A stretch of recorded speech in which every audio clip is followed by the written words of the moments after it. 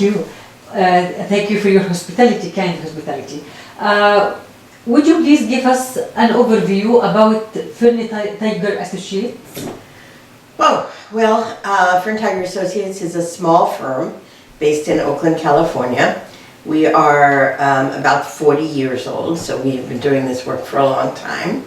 And I founded the organization because I felt that there was a real need to help ordinary, everyday people better understand the kind of policies that affect them and ways to get them to become more involved in decision-making and pushing and promoting for things that was important to them. My focus has always been on those people who are more marginalized in American society, which means, for the most part, people of low income, seniors, disabled, gender non-conforming people. Those people of color, those people tend to be very busy with work. They don't have time to go to a lot of meetings. They may not have as much education as some other people. And to participate in American society and in American politics and American decision-making requires time. So if you work and you have children and you maybe have 2 jobs and maybe you're a single mother, it's very hard to just keep going to meetings. And when you go to meetings, you have to get from your house to where the meeting is, which is often downtown. Maybe it's going to be a 20-minute bus ride, and then you need someone to watch your children while you go to the meeting. And also, when you get to this meeting, they're talking about things and perhaps using a lot of what we call jargon, words that ordinary people don't even know. They're talking about certain laws and certain ordinances. So unless you've had some training or someone helps you to understand it, you go all the way to this meeting and maybe you don't even know what they're talking about. The other thing is that you go to this meeting and you usually, if it's an official meeting, you get just 3 minutes to talk. And 3 minutes is very short and it's very stressful because there's a big audience of people and maybe the city council is there, the elected people, and you might be very intimidated by trying to speak to these people. So I believe very strongly, Fern Tiger Associates believe strongly that communities can be better informed so that they can go to meetings, but it's much bigger than that. I think it's how our firm works on what I would call kind of creative strategies, thinking big about what are the issues that people have to care about and how do you get them the information they need. They don't have time to read a lot, or maybe their reading level is not very high. So you need to create materials that enable them to really understand things, and you need to bring it to them, not expect them to come to you. Why should they have to travel 30 or 40 minutes to get to a meeting? They have other things to do. They're not being paid to be at that meeting. The elected officials are being paid to be at that meeting. So it's not just meetings, it's looking at the bigger picture and how do people participate in the system. The firm started because my skills were heavily visual, photographic. This is my next question to you. Okay, I will wait for your question. How do you deliver your message and apply your vision among the people, and how do you use artists and advocacy to achieve your associate's mission? Well, I was going to explain first that the firm was started with the notion of creating materials for organizations, for nonprofit or NGO organizations that needed to get their message across to people, to the public. And they didn't, this is 40 years ago, they didn't have the skills to do this. They didn't have the visual skills, the writing skills, the photographic skills. So they would create materials that were very amateurish, very unprofessional. And I believe that the nonprofit world deserved the most sophisticated materials. But they didn't have those skills in-house and they felt they couldn't afford to buy those skills.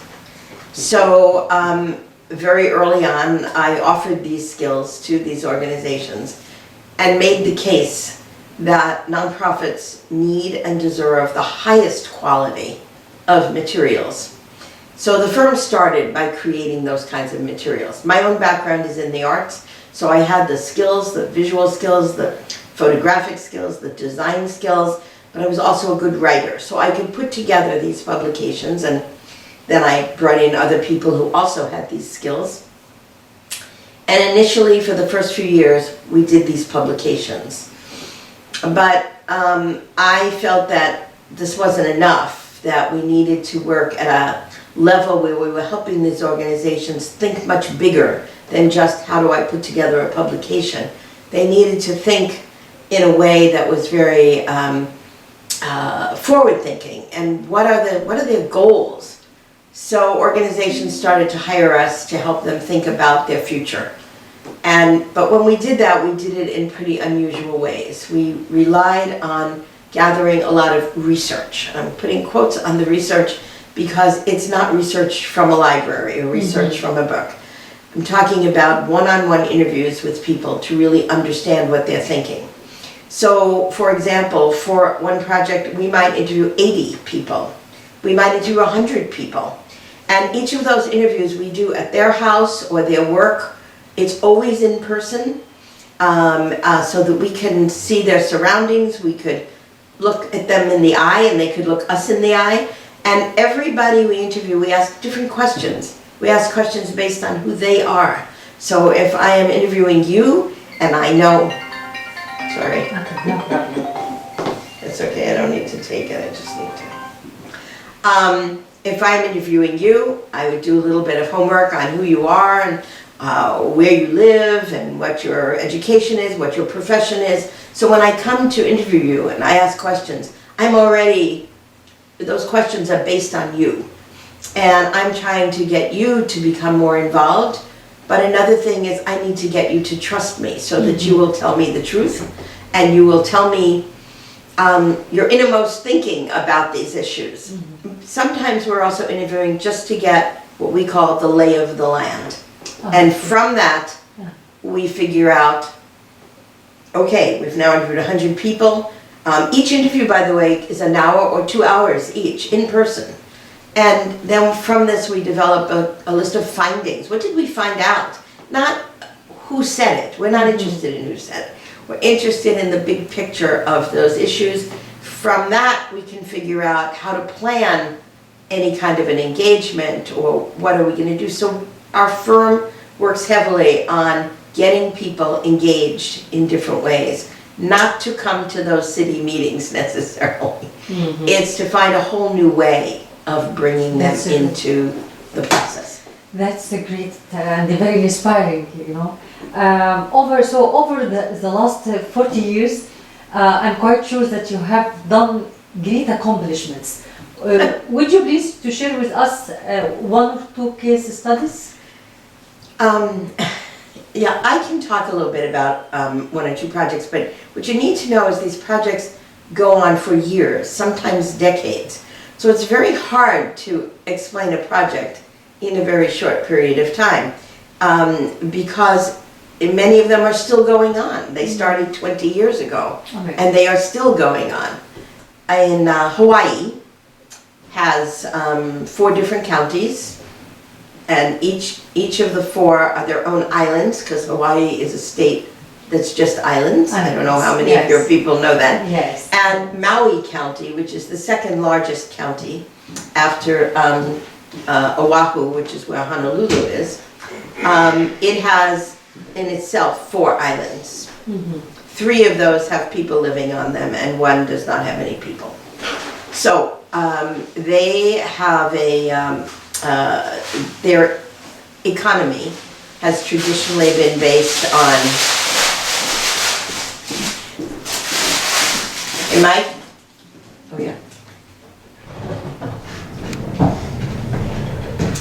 their economy has traditionally been based on 2 things: agriculture and the tourist industry. People coming and staying in hotels and whatever. So that was a very fragile economy, because if there's an airline strike, no tourists can come. So all those people who work in hotels and car rental, they would have no work. Agriculture was changing a lot, and to ship foods from Hawaii to the mainland is expensive.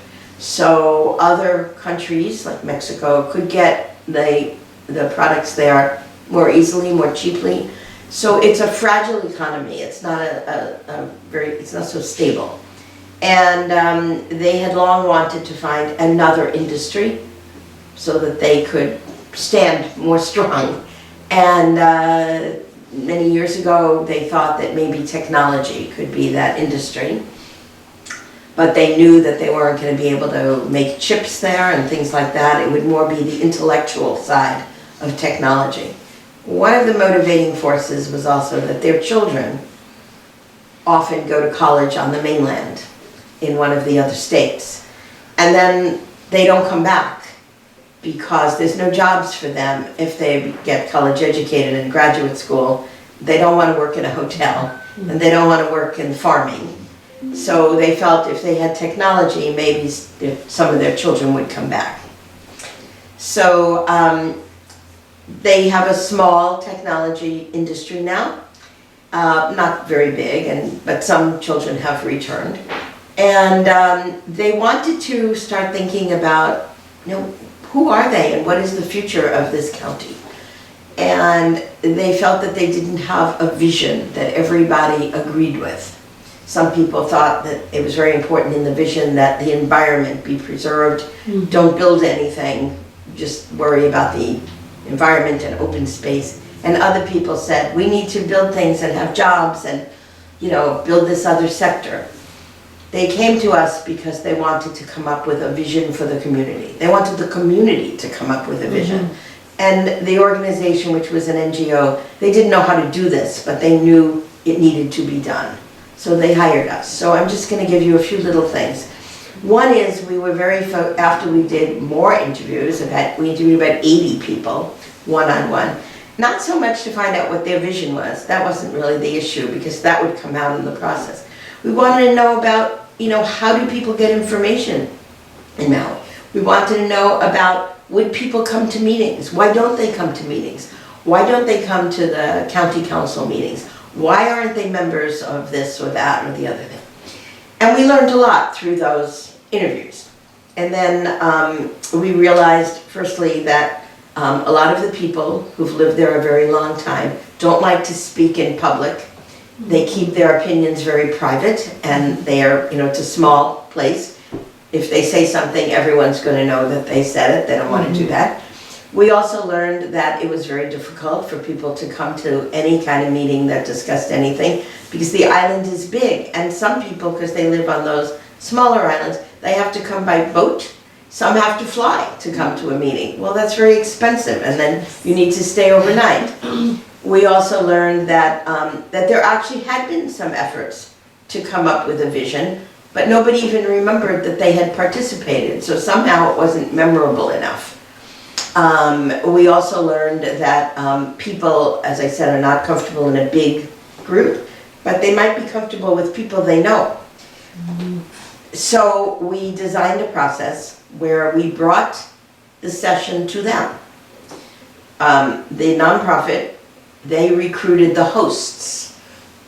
So the host would say, okay, I'll have a session at my house or at my workplace or at the library if they didn't want people at their house, or at the park or at the beach. And they said, I'll host it. So their job was to find a place and to find 10 people to come. So the NGO did not have to go and find the people, they only needed to find the hosts. And our goal was 1,000 people would participate, 10 per group. How many? 1,000. 1,000. And only 10 per group. That would mean doing it 100 times. So we came up with what would happen at each session. There was a kind of a script, but it was a loose script. And there were 5 different exercises that the 10 people went through. And during that exercise, at the end of it, they had really accomplished a lot and worked in a small group. Everybody was talking, but it was a guided session. It wasn't just come and say what you think. There were these 5 almost like games that they had to go through, and one built on the other. And there were tools that they used that were very graphic, and people remembered them, they wanted to keep them. And we also went to kick the whole thing off, when we were launching this. We got elected officials and sort of people who were known in the community and with the nonprofit, and knocked on people's doors and came to them and said, we're going to be doing this project. We want to get everybody involved. Would you be willing to host 10 people? And some people said, no, but I would go if someone invited me. And some people said, oh, I don't want to do it. And other people said, yes, this is a great idea. I like this idea. So and they would say, just 10 people, because 10 people was comfortable. And so we got some names that way and other ways. In the end, there were 1,700 people that participated, and there were 167 times this was done. So the nonprofit had to do this, and they did it whenever and wherever people wanted. So it was morning, it was afternoon, it was night, it was Saturday, it was Sunday, it was during the week. They did it everywhere. They even did it in the prison. They got people who were in the prison to participate. They got teachers to participate. They got families to participate. Only 10 each time. And also the design of it was such that it had to be done in 12 weeks. And the reason, so that means 167 times in 12 weeks. That's doing it all the time. What were the major outcomes of this? Well, the outcomes were, actually there are many. The initial outcome was a vision for the future of Maui, and I can't say it exactly, but it was, a very nice statement about this is what we want. And one other thing I should say, in those sessions, those 167 sessions, each group at the very end had to decide who really needs to know about what we did at this session today. And people said, oh, the people who are elected, oh, the businesses, oh, the government. And some people said the children need to know what we've done, which was very touching. And they wrote a message to whoever they thought needed to know. One sentence, they wrote a message. And we took all those messages and we made a book. And delivered the book to all those people that they said should know. The government, the library, the whatever. So that's important too. So that was one thing. The vision was created, and then after that, a committee was formed that met, and that committee would talk about how do we get from where we are to where we want to be. What are the measurements that we need? So if we say we want everybody to be educated, well, that's a very nice statement. But what does that mean? Does that mean everybody goes to preschool? Does that mean everybody goes to college? Does that mean, what does it mean? So we dissected all of the things in this, and we came up with some measurements.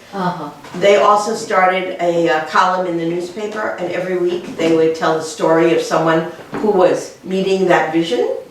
They created a leadership program, which still goes today, 20-something years later, a wonderful leadership program, and they start the program by doing this process.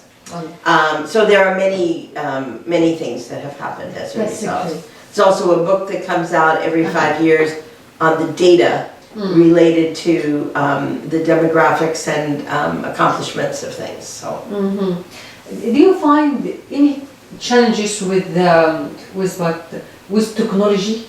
I mean that we used to print our publications and the brochures and the promotional materials, but nowadays with the age of internet and online, every our material became electronic.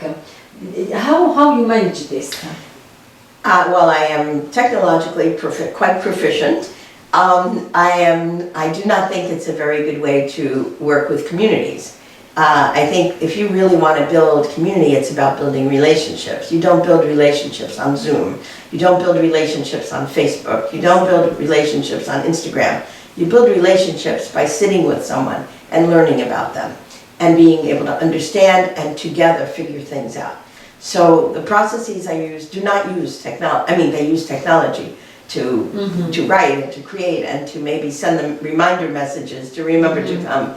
But I think during COVID, I felt that we lost a lot because suddenly everyone was doing things on Zoom and thinking that they were having a real interaction with somebody. And unfortunately, I think people have continued to use that, and I don't think it's a very good process. Okay. I'm much more in the community organizing side of things, where you need face-to-face. So steel printed material works, steel printed materials work. We still need printed materials and convincing the others with a certain point of view, or trying even to know what they think about a special topic or a certain Well, the printed materials I'm talking about are really I can show you some, are really the tools to use during the session. It's not printed materials to send somebody out a book or something, but I should step back. On one project we did, well, more than one, but on one in particular, we felt it was very important because the community was split. They had very different opinions about something that had to do with a piece of land, how to use this land. And over time, people had misstated the facts. Everything, including how big this land is. Everything was, this person said this and this person that. So we decided that before we started meeting with people at these sessions, everyone needed to have the same information. We created a magazine, a 24-page magazine, a big magazine. It was bigger than usual.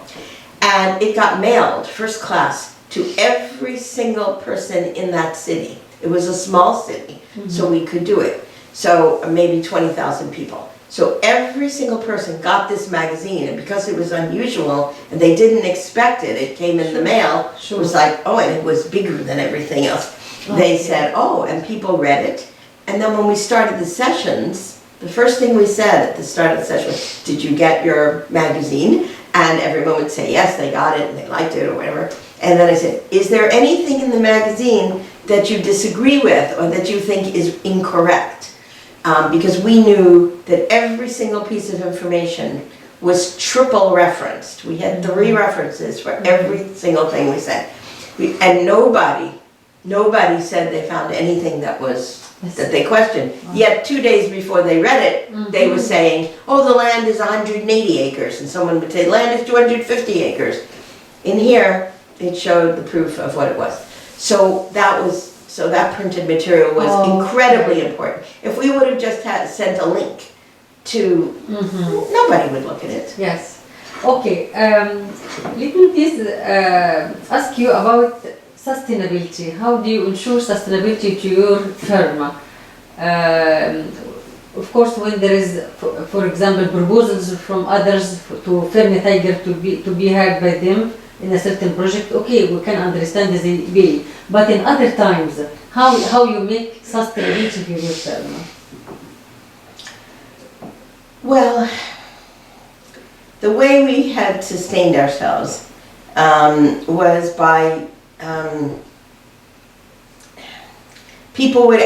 organizations would come and ask us to do something, or they would come and say, could we talk to them about how we might think about what they could do or about the future. Our clients are all nonprofits or public sector groups. Only once did we work with a corporation in all those years. So those organizations, I guess, sense that they need something and they come to us. But what they think they need may not be what they need. So oftentimes we would say, you don't need that. That's a waste of money. But what you probably might need is such and such. We also might say, we don't know what you need until we study the organization well enough. So we might come in to do like a kind of a findings of what is the situation. So for example, we had a group of organizations that all dealt with adoption of children. And they thought what they needed was they wanted to do better marketing because it was hard to find families. To do better? Marketing. Marketing, okay. Because it was hard to find families to adopt children. It's difficult. Okay. So they thought that what they needed was like an advertising campaign. Well, we said, well, I don't know, because we haven't studied the issue and we haven't studied your organizations. And where are you going to get the money to place these ads, and where are you going to place them? Do you know which magazine? Do you know which newspaper? Do you know which radio station? Oh, they hadn't thought about this. So we said we need to step back and figure out what is the best way to find families that might be interested, and where are these families? So we did a study, and we talked to a lot of people who had adopted and were good adopted parents. We talked to people who thought they wanted to adopt but changed their mind. We talked to people who never thought about adopting.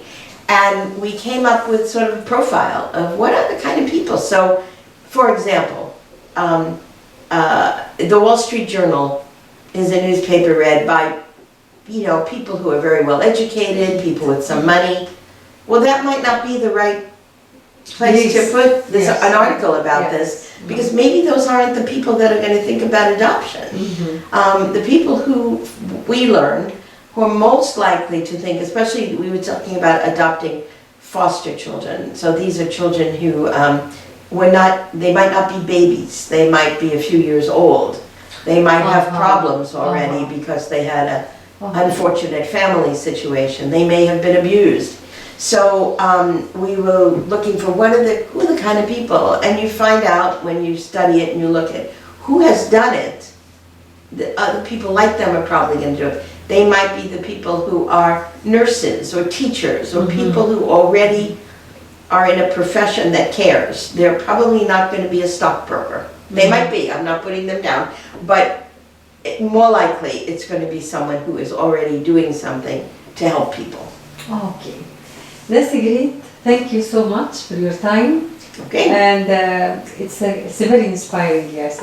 Good luck to you. Thank you so much. I just stand next to you to take a shot together. Oh, okay. Okay.